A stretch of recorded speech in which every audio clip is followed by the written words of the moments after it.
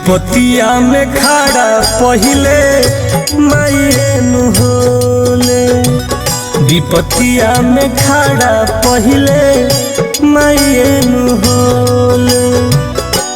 Doctor वैद्य से बढ़िया दवाइनु होले, विपतिया में खड़ा पहिले मायेनु होले, विपतिया में खड़ा पहिले मायेनु होले। हमारा खातिर माई से बढ़ के कोई नहीं।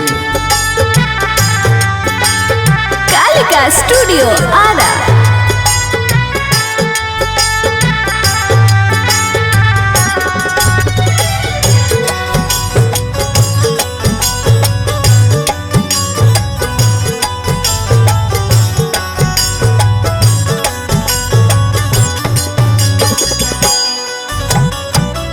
सुख चैन मिले इनका अचारा के छाँव में, दुनिया के चारों धाम बाटे इनका पाँव में।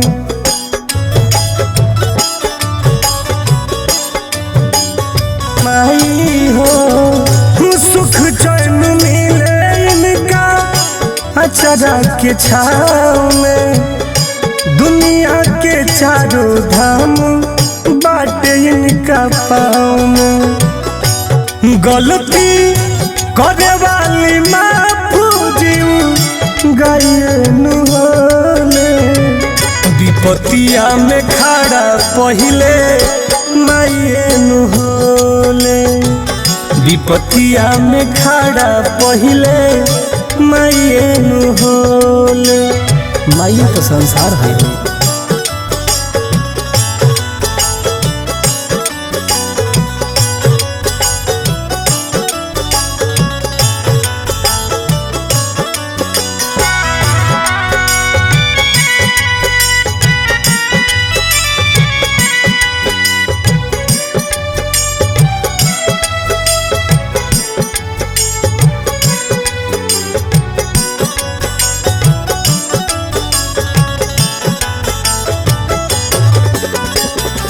कबो नहीं कैली और देखा अपना लाल के, सीना से सटा के रखली इहेनु संभाल के।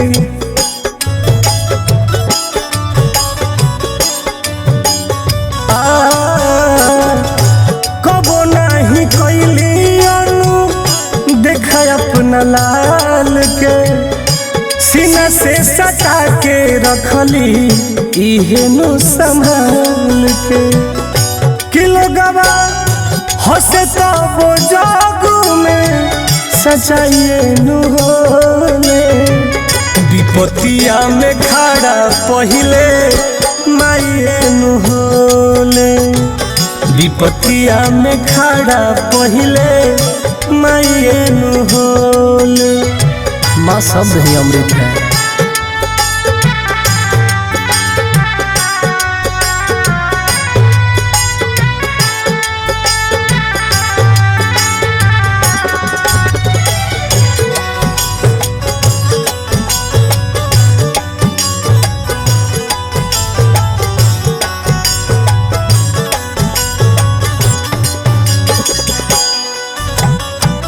अपने भूखे पेट रह के बबुआ के भरेली, तब टुन टुन से माई दुलार बड़ी करेली।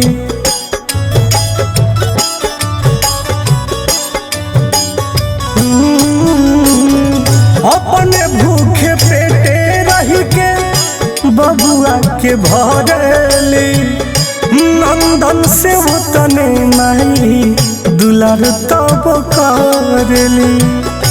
कहे पर दुमन सभेला भलाइनु होले, विपतिया में खड़ा पहिले मायेनु होले, विपतिया में खड़ा पहिले मायेनु होले।